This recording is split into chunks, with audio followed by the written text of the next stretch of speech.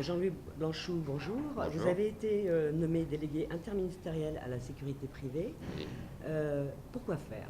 Alors, d'abord, c'était une demande de la profession d'avoir un point d'entrée unique au niveau des administrations de l'État qui sont amenées à avoir une relation professionnelle avec la profession de la sécurité privée. Donc, c'était pour répondre à cette demande. Deuxièmement, c'était pour être en mesure de coordonner l'action des administrations concernées vis-à-vis du secteur de la sécurité privée. Et l'idée, c'est d'aider ce secteur à se professionnaliser et gérer et anticiper les complémentarités entre sécurité publique, c'est-à-dire police nationale, gendarmerie nationale, voire éventuellement police municipale, et les différentes professions, les différentes entreprises qui œuvrent dans la sécurité privée.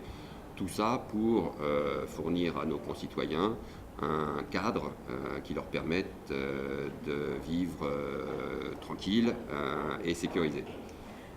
Parlons des entreprises de sécurité privée. Oui. Quelles sont vos attentes vis-à-vis d'elles? Alors, elles sont très diverses, les entreprises de sécurité privée. C'est difficile de faire une généralité.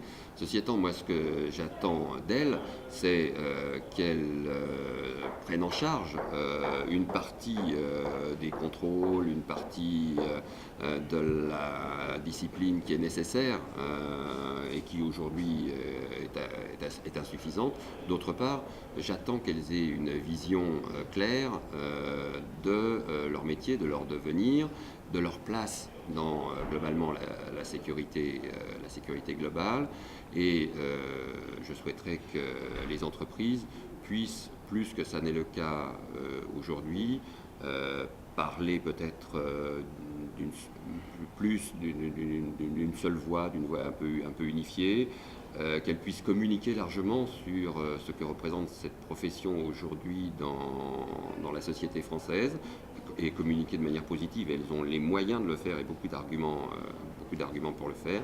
Et évidemment qu'elles nous aident à monter le dispositif qu'on est en train de mettre en place, de police administrative, de contrôle, et que nous travaillons en étroite coopération pour envisager l'avenir.